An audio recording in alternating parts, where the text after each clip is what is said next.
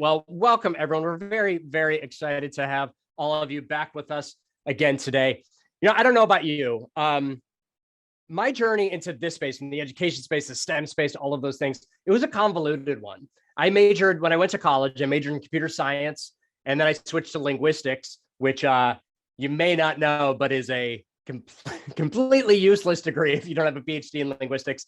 And after learning that it was completely useless, I went to business school for an MBA. Along the way, I taught ESL and a little computer science before I moved into school administration. And then here, it was a time-consuming and frankly rather expensive journey. I was lucky though. I was lucky to be able to go on that journey without any major consequences. My wife is luckier. She knew she wanted to be a math teacher from the time she was about 6 years old, but others aren't always so lucky. In fact, I sometimes have no idea how students find guidance about what careers could be good fits for them. I spent 16 years working in schools, and I saw it happen time and time again with very little change in the tools that support career and college counselors in their work. I remember taking an aptitude test when I was in high school and thinking how bogus the results were when they told me that I should either be a doctor or a mortician.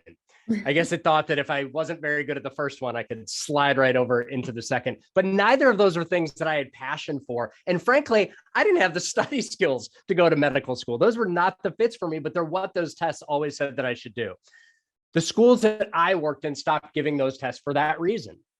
And you may have heard me say it before, and you'll hear me say it again, but we have a tendency in this country to just get rid of the things that don't work. We label them as bad and we move on, when instead we should be evaluating those same things to figure out why they're bad. And more importantly, to figure out how to make them actually solve the things they were intended to solve. Finding our purpose and turning it into a meaningful career path is difficult for all of us. In order to support students in making these decisions, Tallo, our friends at Tallo, if you've been to STEM Ecosystems convenings, you've met them before, has released its newest tool, PAM, in a suite of resources that offers to support students, families, and educators find purpose and a meaningful career fit. That's the key word there, right? Meaningful. PAM is an NSF award-winning career assessment tool. And joining us to share information about PAM and how you can bring this tool to your students, your school, your regions is Jennifer Kolb, Tallo's VP of Business Development, and Emily Tude. Is that Tude or Todd? I thought it was Todd. Tallo's director. You'll have to tell me in a second. Tallo's director of education and a former educator herself. Before we start, and as always, I mentioned this a second ago, we'll be taking questions throughout and at the end of the hour. These sessions are only as good as your questions, so please make sure to click that little Q&A button at the bottom. If you've never clicked it before, just click on it now, see what it looks like in there, and ask your questions as they come up in your mind. Even if you don't have a question or you're not sure what to ask, make sure to keep your eye on that tool, because you'll have the ability to click a little thumbs up button and vote up the questions that resonate with you. If we end up with more questions than we have time, this will help us determine which get answered live. So Jennifer, Emily, welcome. Thank you. We're super excited to be here. Emily, is it Todd? Do I have a typo? Todd. Sorry for the typo. I thought it was Todd. So Jennifer, my friend Stephanie's mom's name is Pam, and I assume this tool is named after her because she's amazing. Is that right? It's a tool named Pam is weird. So why is it called Pam? Yeah, yes, we did name it after your mom's friend, Jerry. No, but we did name it Pam because we kind of did a play on words, right? Purpose and meaning. You already mentioned it. Those are the two critical points here. There's a lot of career fit assessments out there, but this one really is focused on helping students, parents, family members, like you said, find that purpose and meaning. And so that's kind of where that name came from.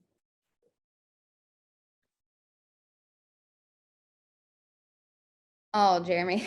I know. Sorry, folks. I have this little button that mutes and unmutes, and it is not working right today. So I apologize.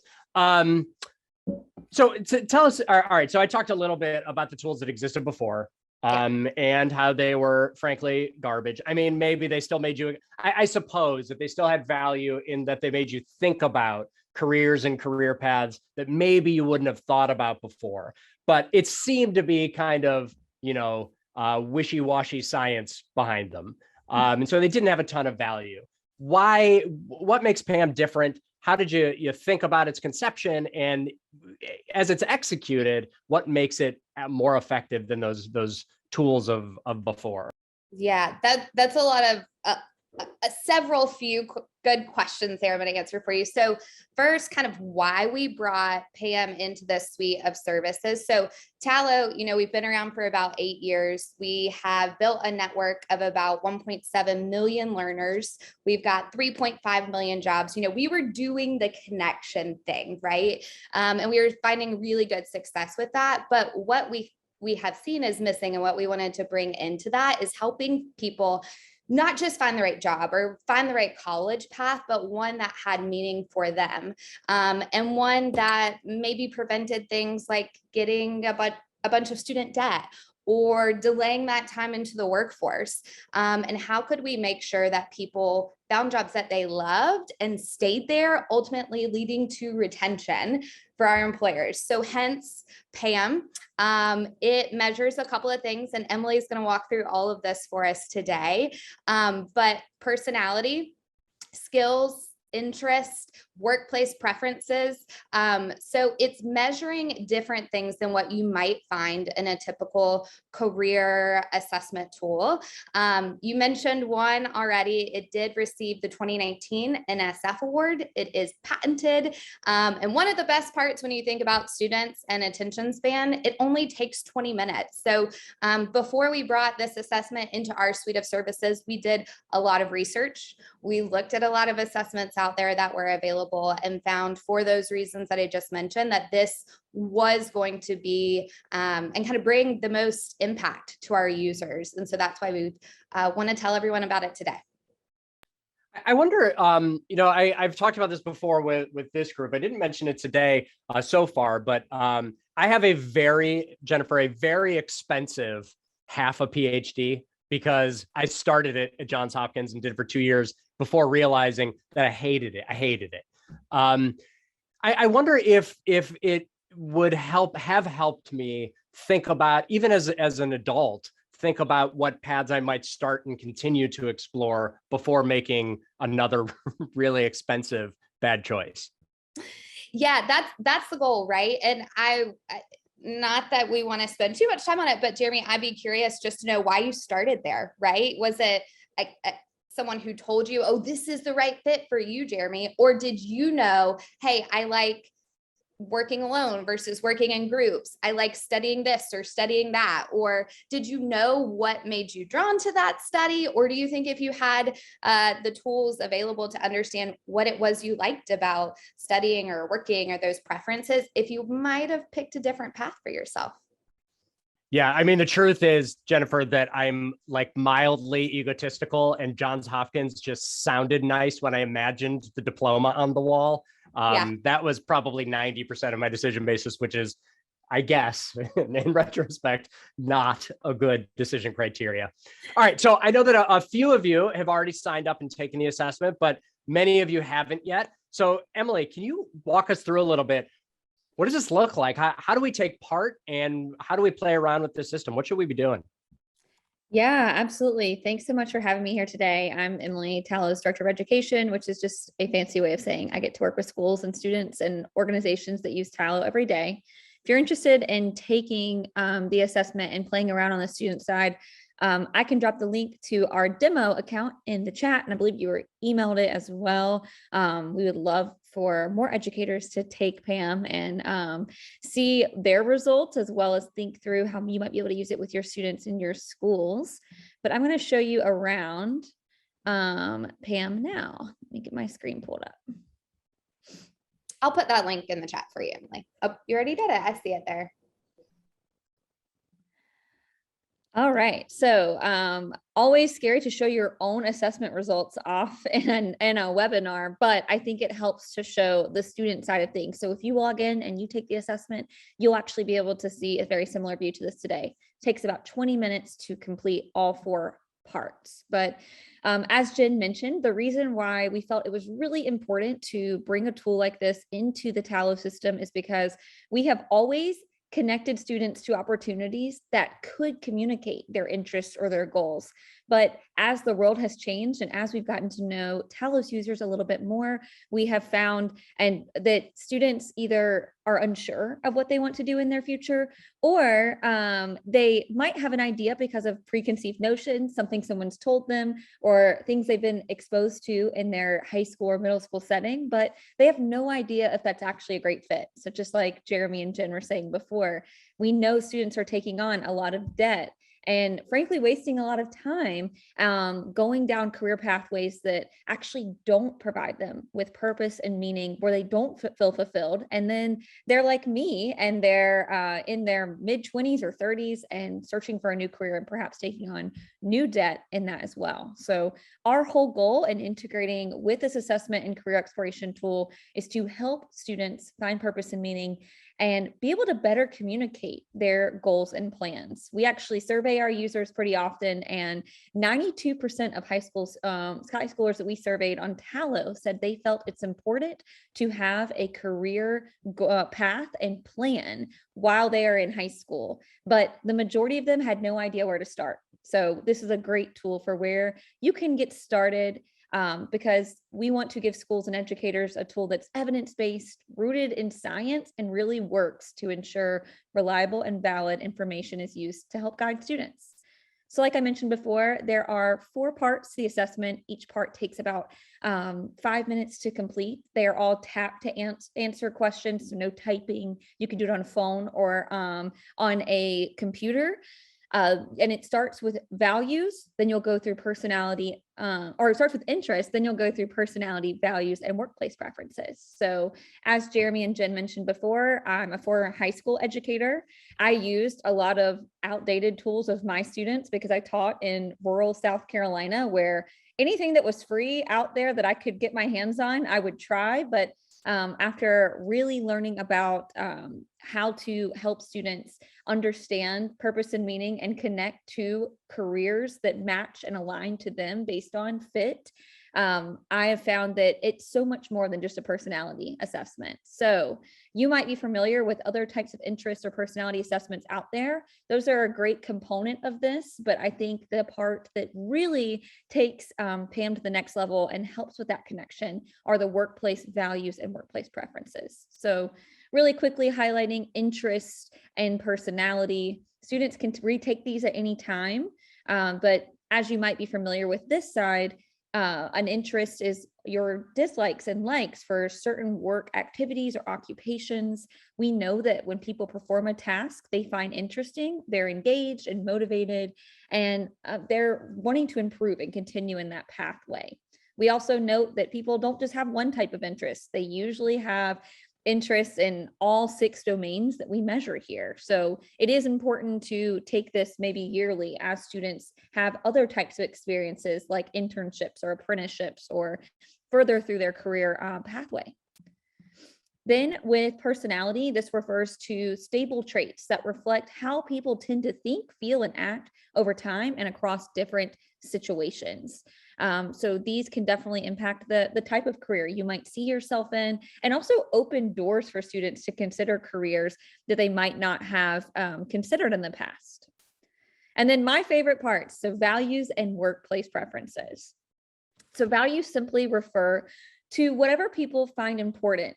I find that counselors using this tool might ask a student for their non-negotiables in a career or a particular job. And I can tell you, when I was a teacher and when I was going through career counseling myself in high school and college, no one ever asked me that. No one asked me what I thought about work-life balance or the ability to be independent or work with a team. And those were all things that really mattered to me, but I didn't know until I tried a career and I had friction there. There were parts that I really liked and parts that absolutely drained me. So I think having these conversations with students about their values and what I'll show in a second, preferences sooner, really helps to open their eyes to understand more than just the career they're seeing on TV or what their parents do. Yeah, and that's a really good point, Emily. And I think it's worth noting, a lot of times when you say, oh, have these conversations with a high school student, we'll get the feedback of they don't care about that. They're not thinking about those things. And that's not entirely accurate. We work with this generation daily, and we have to stop thinking of Gen Z or treating them the same way we might have treated millennials. We actually did a survey and found that over 46% of Gen Z talent are making a decision about their future employer in as early as high school, and up to 70% if you include freshman and sophomore year of college. So it absolutely is time to start having these conversations with students, and opening their minds and their experiences to different types of educational or career pathways. Absolutely. Thanks, Jen. And that leads in really well with workplace preferences, actually. So this refers to needs for individuals to express their particular values, beliefs, actions that characterize an organization's culture. That was certainly nothing I was thinking about when I'm in high school, but Gen Z, more than any other generation, cares about the culture of their future employer or the beliefs of that organization. We, once again, surveyed our users. 68% of Gen Z surveyed said it's important for their employers to support causes that they care about.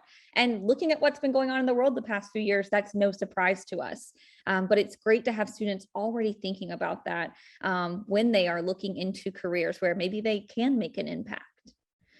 So all of this takes into account in the student summary. These can all be downloaded, and I'll show the counselor view in just a moment, where if you're working with students, you can actually see this. We do have resources inside of here for students to answer more prompting questions and do some reflection, because oftentimes schools that are using PAM are tying this into individual graduation planning or career exploration courses, or even helping students nail down what pathway they want to take courses in at a CTE center or at a STEM center. But a really awesome part is the Explore Career Matches tool. So this is where students can take what they've learned about themselves from those 4 areas of the assessment, and then understand career pathways and actual jobs that relate to them. One thing I really like, and Jeremy, your story reminded me of it, is that we do not limit students. They can see every single possible job. This is a crosswalk with Onett, so the same naming structure as Onett jobs and pathway clusters.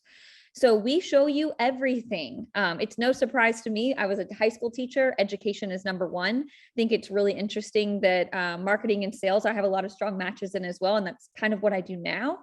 But you can go all the way through into health science, which is what my mom really wanted me to do, as well as into law and public safety, which when I was in high school, I was convinced I wanted to be a lawyer or an attorney, probably just because I was really into TV shows like Law and Order SVU.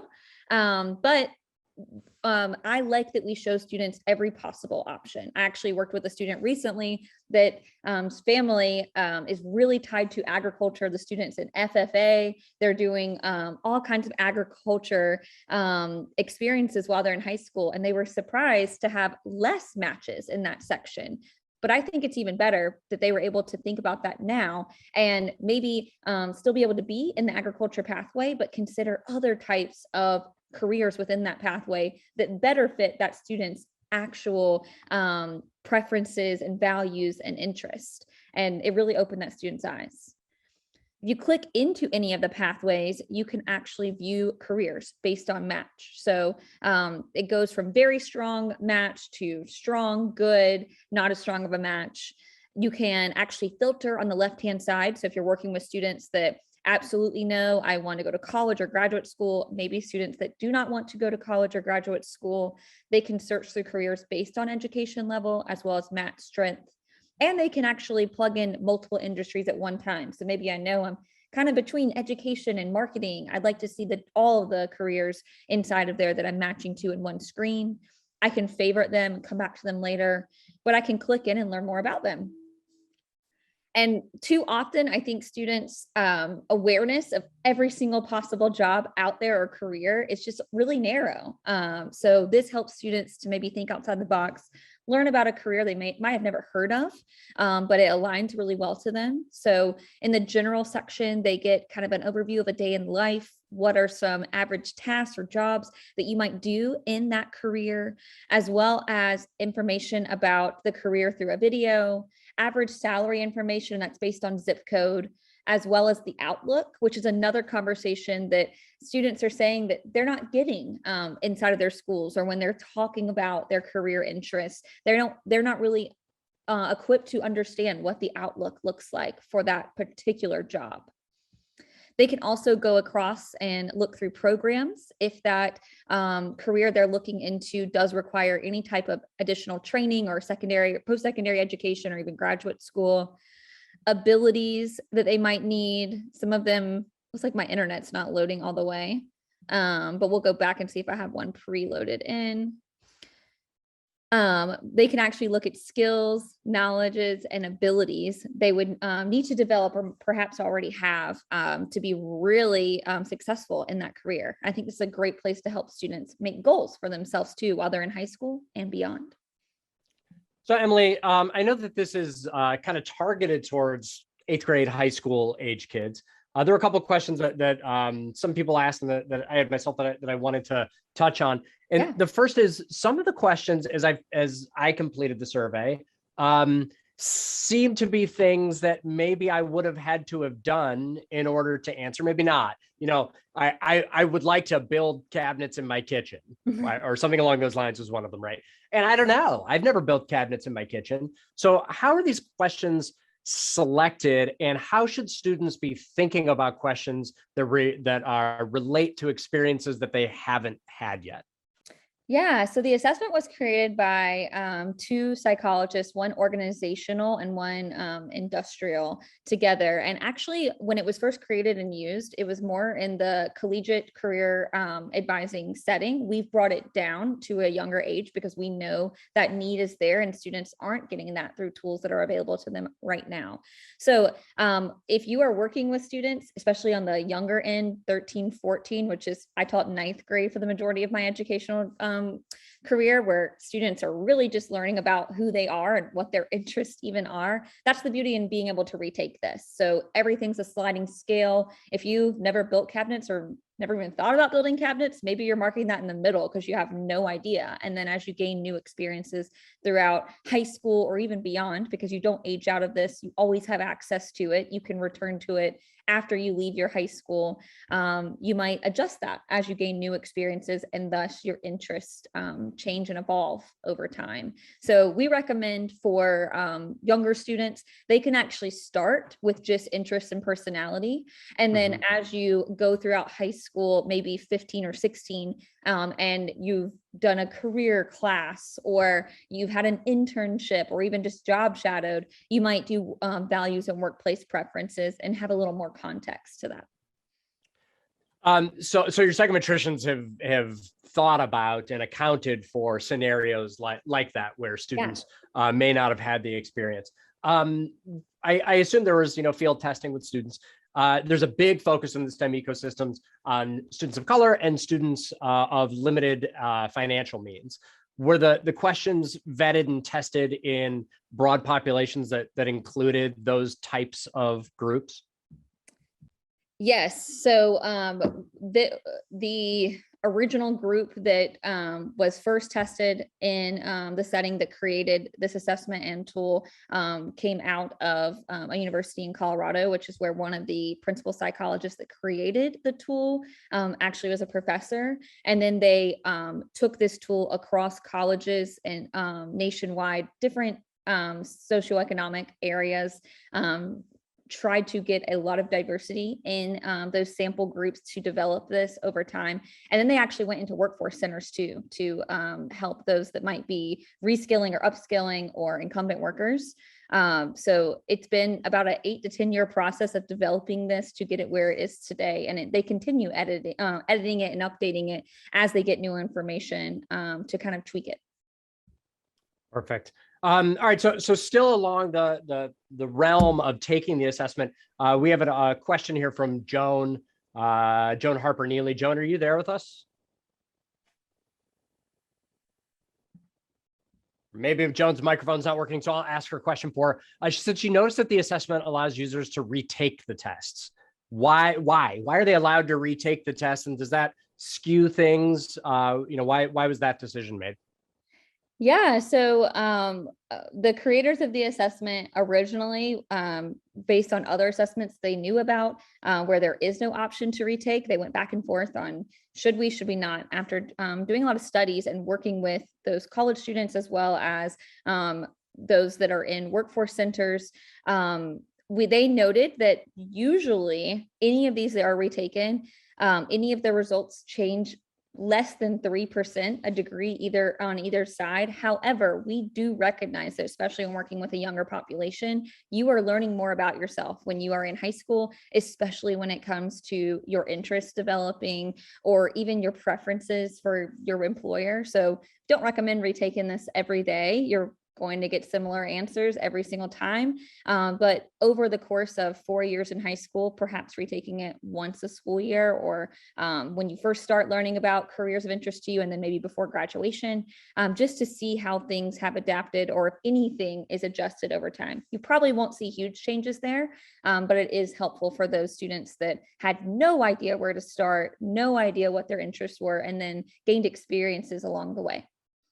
Yeah. And I think too, Jeremy, the hope is, right, a student takes the assessment, then goes to Tallo and puts their results on their profile to get matched up with internships and apprenticeships. So the type of internship you might have as a freshman in high school, you might have thought that was the right fit. You try it. And just like a lot of us have on the call, we've totally shifted what we're doing in our careers so they could see the results they're getting, get matched with an internship, and then have work experience to take the assessment again and try something new. I think that makes a lot of sense. We change, right? Our interests change, our skills change, and we need to be able to go back in and reassess in those scenarios. Not to mention the fact that maybe I was just crabby today. I look at that very first question of one of the assessments, the one where there's 40 things or something, or 20, whatever it is, and I have to decide which ones I care the least about, but I want all of them, right? Yeah. A question like that where you have to be really introspective. Sometimes it's not the right day. Sometimes we're not feeling that way. All right, I do have a couple more technical questions that I'd like to get to if we have time in the end. But while we're kind of on this path, I want to move a little bit forward into the next phase. So we have high school students taking these assessments, and they're thinking about what they do after they graduate. Joan Hawkshurst, are you there with us? We are. You should be able to click your unmute button now. We are not having luck today with. Yeah, now there you are, Joan. All right. I did not hear. I could not find that unmute button. So sorry about that. Could you ask your question? Sure. Yeah. So we're doing a lot of work here in Michigan with students who might be interested in skilled trades or other careers that require training after high school that's not listed among your educational options there. So things like certifications or post-grad apprenticeships. How would students use this to find those kinds of careers? Absolutely. So a lot of those careers are listed on here, and definitely your students could find opportunities on Tallo through viewing the careers and then selecting the educational experience needed. So some of those I know require certain certificates rather than associate's degree. This is related to Onett, so it's going to show overlapping, especially for those that require a high school GED. But once students have a little bit more of an understanding of just what those careers are, like Jen mentioned before, they should definitely put those into Tallo, because we work with so many training providers for those really specific, especially CTE related careers that we can help students connect to. Jen, anything to add there? Yeah, no, I think you said it well, Emily. I would just say, Joan, one other thing. So with our job feed that we have in Tallo, if you think about traditional job feeds, they don't really do a wonderful job in highlighting apprenticeships or two-year technical programs and being able to filter out by that. So in that, we have a job board that is more geared to those students in high school and college. We actually pull that out as a filter. So in that job feed, you can just check that you are looking for an apprenticeship. You could also check that education requirement you do or don't have, to see those real life experiences, not just based on national data, but based on your local, what's in your backyard too. Thank you for that. We also, all right, so we talked a little bit about college, and maybe more questions will come in about that, or post high school. But then at some point, whether you're going straight into careers from high school or you're getting a certification or going to college, you have to start thinking about careers. Got to pay the bills. So Helen, could you ask your question about career matching? Yes, sure. I'm just curious about how that career matching is done in here. So the thing is just sometimes when we work with high school students, particularly those kids from underrepresented groups in STEM, so they're very concerned whether those results were actually true, whether it was just based on some maybe skewed data set. Good question. So the set of occupations inside of this is from Onett. So same with Tallo. When students go to sign up for Tallo, the careers they can choose from are also from Onett. We want those to be very similar. So it's a seamless experience for those that are finding out about their careers and then connecting to opportunities using Tallo proper. But the science behind how PAM works, it uses mathematically developed science to fit students to occupations and careers using a combination of interest values, workplace preferences, and personality. It's not an aptitude test, so it is important to keep that in mind. We know aptitude tests do usually, there's no overwhelming evidence to show that tailoring learning experiences to aptitude will improve learning outcomes, and typically do not help those from marginalized backgrounds. So this is not an aptitude test. It is solely meant to help raise awareness for students to better understand themselves and how that relates to the world of work. And the data used in the algorithm that runs this behind is pulled from the Department of Labor and Onett to create that matching. Anything to add here, Jen? Oh, sorry, go ahead. Yeah, I just want to re-emphasize the point that we're not asking GPA here. We're not asking for standardized test scores. This is all of the questions. If we went through some of the actual questions here are, they're Likert scale. Do you like this more? Do you like that more? Have you thought about this? Have you thought about that? And there's always an option to not go on one of those extremes, but we absolutely did not want to integrate an aptitude assessment because we know those are intrinsically biased for people who are a part of a racial or ethnic minority. So those data points aren't taken into account in this assessment or the results. And if you haven't, anyone listening, if you haven't messed around on the Onett website, do so. It's really, it's great. There's a ton of information there, and specific information about STEM skills and STEM careers. You can look up technology skills, find a student who's really great at video editing. It's a terrible example, but you can go to video editing software and see all the careers, not just the obvious ones. The problem with Onett is that it's so big and enormous. The same thing that makes it wonderful is the same thing that makes it hard. And sometimes putting a 16-year-old in front of 1 billion careers just ends up deer in the headlights. And that's where I think the value of a tool like PAM really lies, is it allows you to actually find a starting point. Doesn't mean you have to take and use those careers, but it gives you a starting point for that exploration, which is really great. Christina, you want to ask your question? Yes, can you hear me? Sure can.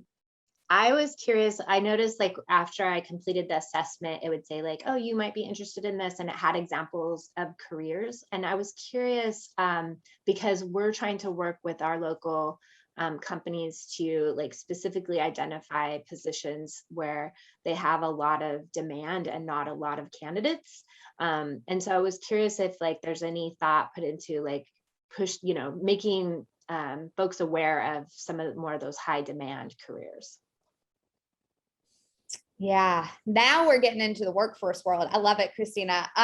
Yeah, so that's a lot of what we do separate from working with our students and giving them the tools like the assessment or the 20 billion in scholarships or the matching. But we work on the other side of the house with our college and our company partners to help them identify talent that is the right fit for those in-demand careers. So whether it is, any kind of career you can think of, it just all goes back and aligns to that. Let's get students into careers that match their purpose and their passion. I just combined two words there, their purpose and their meaning. And then we're working on the back end every day to help the companies kind of like tap into that talent pool, if you will. I'm going to start saying Pappas because I like it.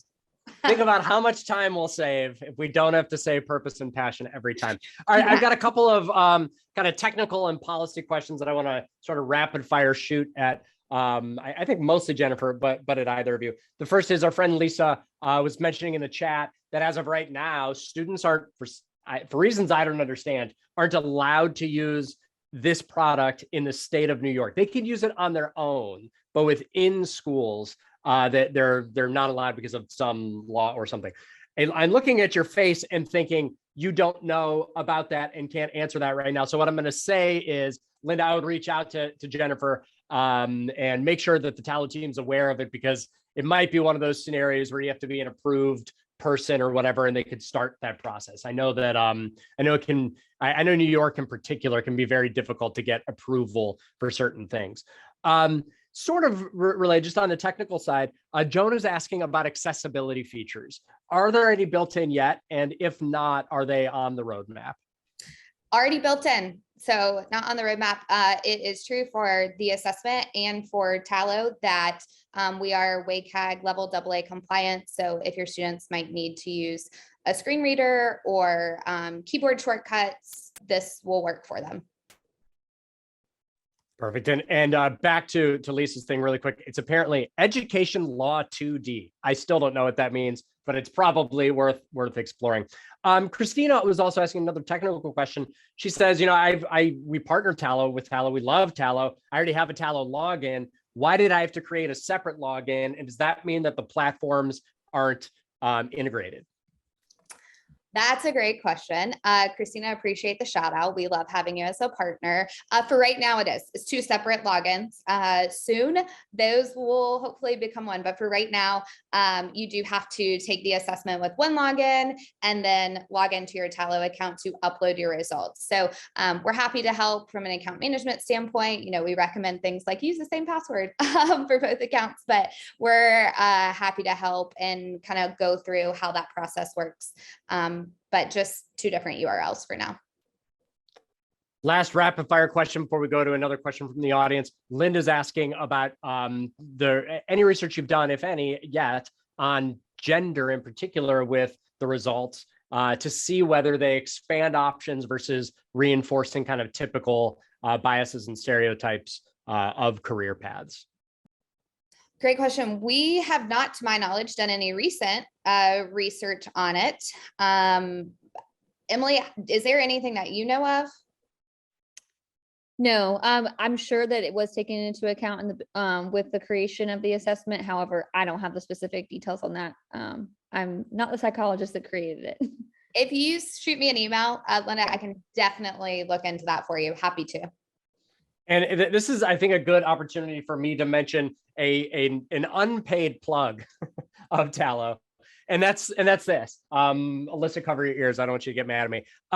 When Tallo, I mentioned this to Jennifer the other day, when Tallo first became a partner of the STEM ecosystems, I'll be perfectly honest, I was not super excited.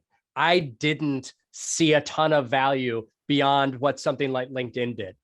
Where the value has expanded in my mind as an ecosystem partner is what I've seen in Tallo. I don't see a lot. And that's that the things that I said, other people were saying too, and they fixed and addressed all of them. Tallo is a really, really responsive company. And the product lines that they've added in the shifts in product that they've both implemented and that are on their timelines are really, as far as I can see and as far as I can tell, directly aligned with feedback from their customer base, and they're always shifting and changing that product line. So I can tell you right now, I bet that if there hasn't yet been research into the impact of these results on young female learners, I bet there will be. I bet there will be soon. Yeah. No problem. All right, I'd like to. Angela was referring to me talking about needing to pay the bills at some point. So speaking of paying the bills, Angela, are you there with us? Can you ask your question? I am, I think. You are. Hi, Angela. Hi. We don't see you, but we hear you. Yeah, sorry about that. Thanks so much. This has been really interesting, and I love the integration within this system. So first of all, I am unaware of not being able to use Tallo in New York State, and I'm in New York State representing 9 school districts in my county.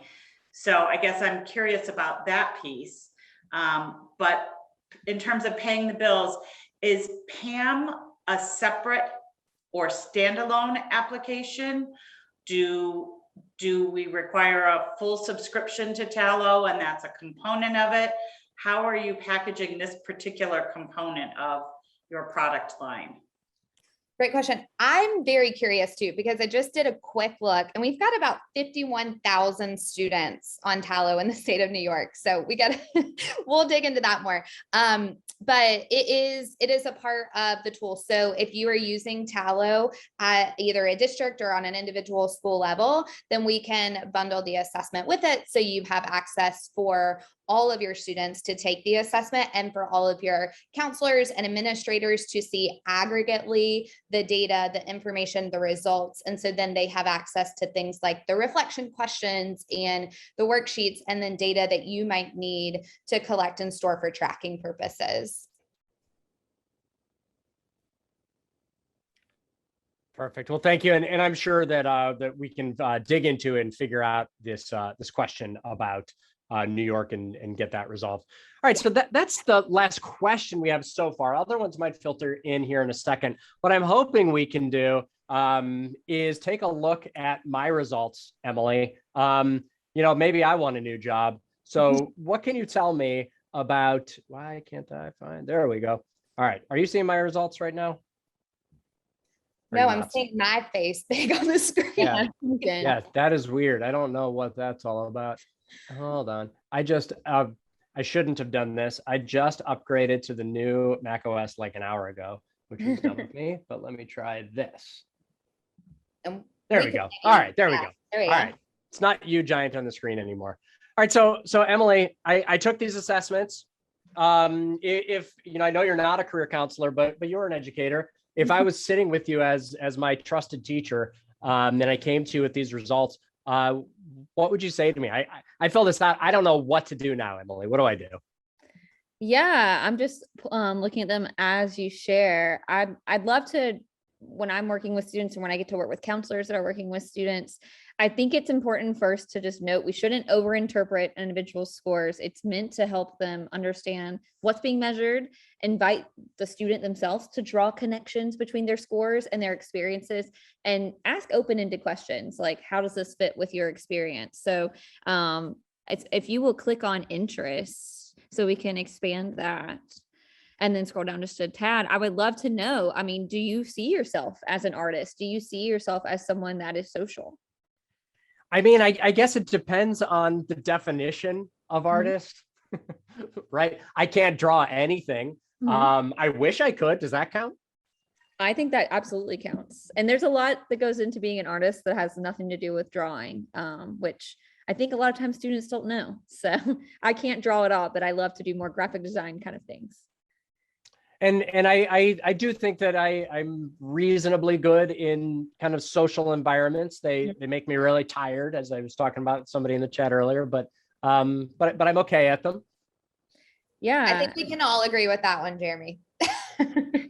Yeah. And I can see too, just from investigative, just in speaking to you today, Jeremy, it seems like you do ask the types of questions that are always connecting the dots. And I think that that's important to think about. when it comes to thriving and when you're exploring ideas and thinking outside the box. You already seem like that kind of person that likes to do that. So if I answer those questions differently, would I see something other than social, artistic, investigative? Yes. So it's based on a scale. So you could see realistic, you could see enterprising, could see conventional. Those are other examples of what you could see there.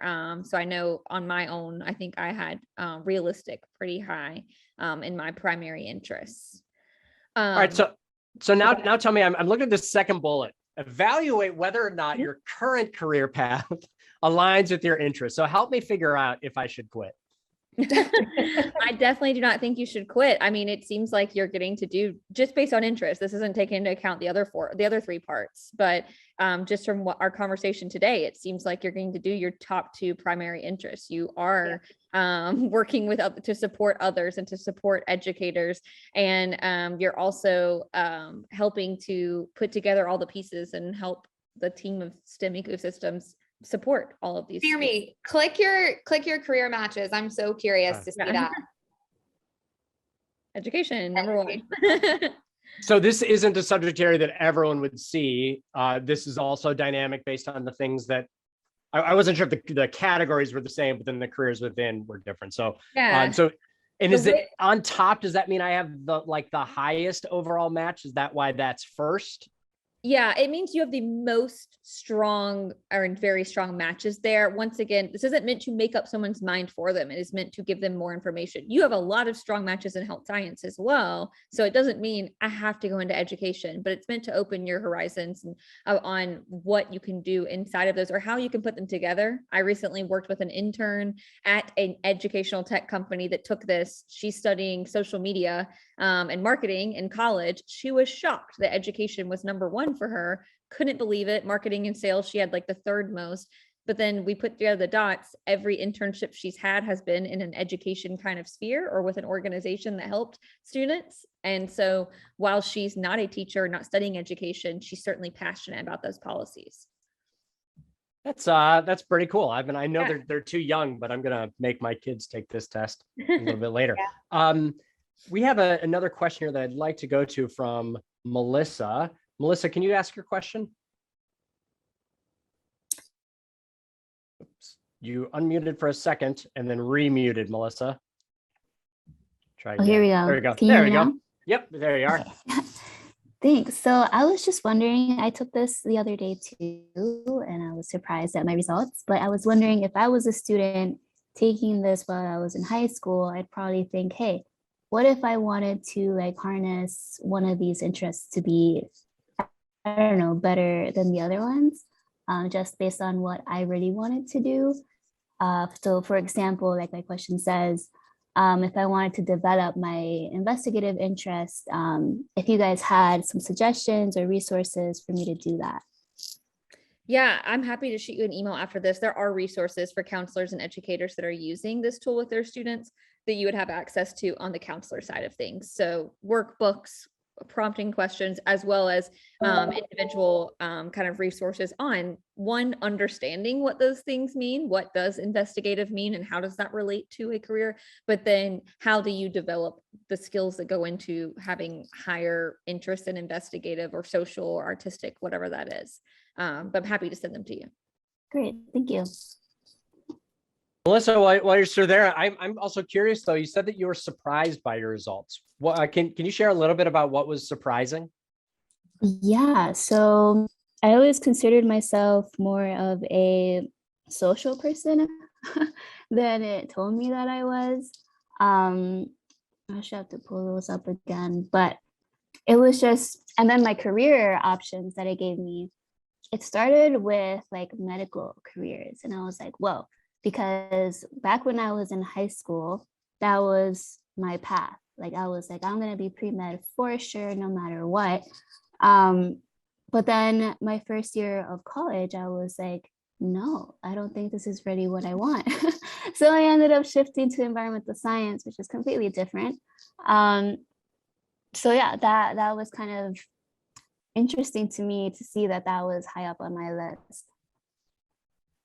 What I think is interesting and important about that is something that Jennifer and Emily have both talked about, which is that this doesn't mean, someone in the chat was saying maybe we shouldn't say matching because we don't want kids to think this is what you must be. And that's not what this tool does. I sort of think about it. I don't know if any of you did that 23andMe spit in the test tube and find out about yourself thing. I did. My whole family did. And it's very cool. And there's so many things that are, dead on about me. But it also says that I have something like a 90% likelihood of having blonde hair, and I don't.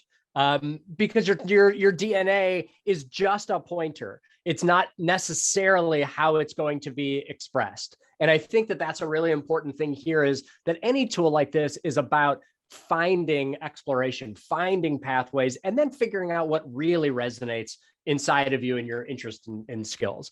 Yeah. Yeah, go ahead. Yeah, I think, Jeremy, that what you just said it was so beautifully wordsmithed, because it goes back to the core and what our mission is as a company, right? So to be an equalizer, to level the playing field and say, regardless of geographic location or socioeconomic status, everybody deserves to have access to the information and discovery of how to get on the right path to get there. So you just said it beautifully. And that is why we're here today talking about this assessment and how it can be used in those ways. Well, perfect. And, we're about out of time. So I'm curious, Jennifer, Emily, if you have any final things to share with us before we close. I would say I did put my email in the chat. If anybody is interested in connecting or learning more or has follow-up questions, please don't hesitate to reach out. We would absolutely love to connect with you or give you more information about how you can use the tool.